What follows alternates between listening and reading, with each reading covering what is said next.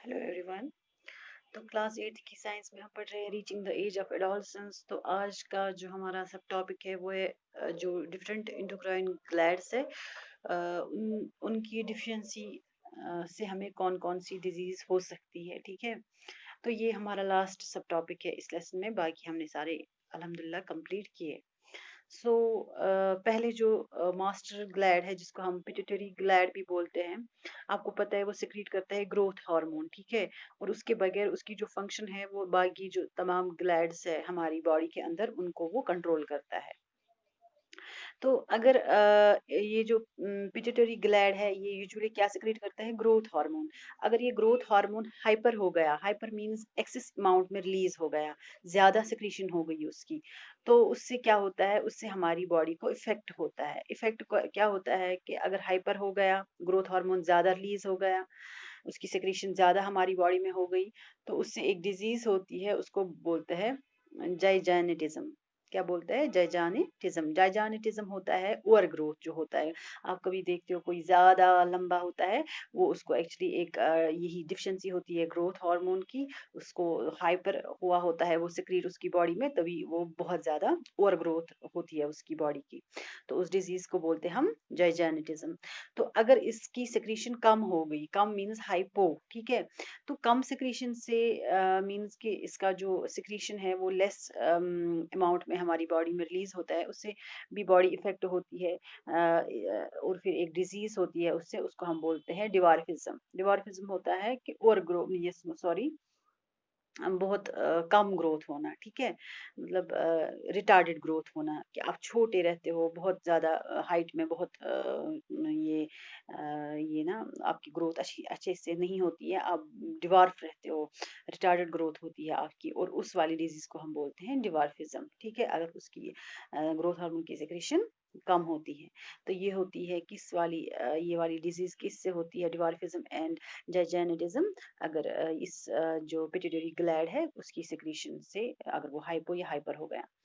तो आते हैं थायराइड ग्लैंड पे।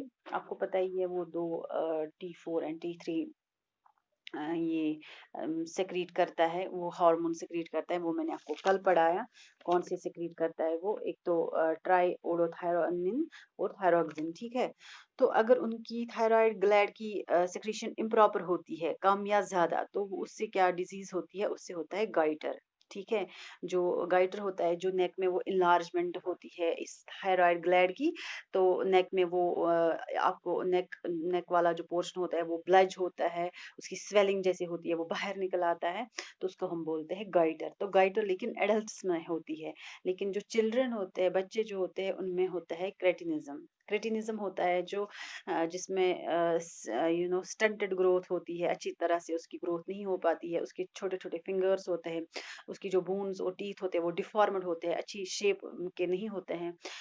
उसकी जो एब्डोमेन होता है वो पॉट लाइक होता है, पॉट बेली होती है उनकी, और मेंटली भी वो रिटार्डेड होते हैं, मतलब ओवरऑल उनकी सारी जो ग्रोथ होती है वो डिस्टर्ब होती है।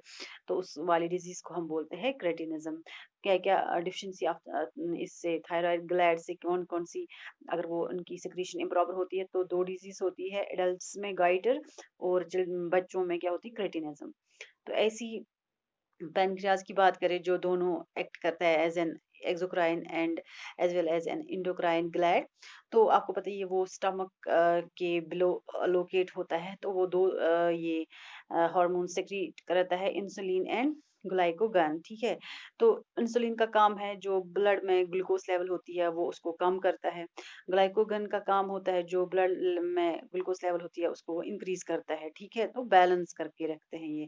तो ये दोनों एक ही काम करते हैं, एक ही फंक्शन परफॉर्म करते हैं, लेकिन अपोजिट मैनर में, क्योंकि एक लोअर करता है ग्लूकोज लेवल को ब्लड में, दूसरा इंक्रीज करता है ग्लूकोज लेवल को ब्लड में, लेकिन एक ही चीज पे ये काम कर रहे हैं। ठीक है, तो जो एक ही चीज पे काम करते हैं बट इन अपोजिट मैनर, उसको हम बोलते हैं एंटागोनिस्टिक हार्मोन्स। ठीक है, तो जो सेम फंक्शन परफॉर्म करते हैं बट इन अपोजिट मैनर। तो अगर इसकी डिफिशिएंसी होती है इंसुलिन की, इंसुलिन का काम है कि ग्लूकोज लेवल को कम करना बॉडी में। अगर वो हाइपो रिलीज हो गया, ज़्यादा उसकी लेवल हो गई, तो ग्लूकोज लेवल जो होता है हमारे खून में वो ज़्यादा इंक्रीज हो जाता है, ठीक है। तो उससे एक डिजीज होती है, अगर हमारे ब्लड में ग्लूकोज लेवल इंक्रीज होता है, उससे एक डिजीज होती है जिसको हम बोलते हैं डायबिटीज मेलिटस, ठीक है। तो उससे क्या होता है, कभी कभार वीकनेस आ जाती है, इम्यूनिटी वीक होती है, ओवरऑल वीकनेस हो जाती है, और कभी कभार ना यूरिन के साथ क्रिस्टल्स निकलते हैं शुगर के, ठीक है। तो ये होती है इसके साथ ये डायबिटीज वाली ये डिजीज, इस पेन इस ना इंसुलिन की वजह से, अगर उसका जो लेवल होता है वो इंक्रीज या डिक्रीज हो गया, ठीक है, इंक्रीज हो गया। ऐसे ही अगर ग्लाइकोगन लेवल, वो तो इंक्रीज करता है ब्लड ग्लूकोज लेवल को, अगर वो कम हो गया तो उससे भी ये डिजीज होती है। तो चौथा जो है एड्रिनल ग्लैंड, वो मैंने आपको कल बताया, वो बहुत सारे hormones, variety of hormones release करता है। एड्रेनलिन, स्टेरॉइड्स, एल्डोस्टेरॉन, कॉर्टिसोल, है ना, ये सारी हार्मोन्स वो रिलीज करता है। तो रीनल मीन्स, जो इसका रीनल वर्ड है एड्रिनल, इसका जो रीनल वर्ड है वो रिलेट करता है किडनीज के साथ, क्योंकि ये कहाँ पे होता है, एबो किडनीज, जो कैप लाइक स्ट्रक्चर होता है, येलो पोर्शन, तो उसी को हम बोलते हैं एड्रिनल ग्लैंड, जो मैंने आपको पढ़ाया है।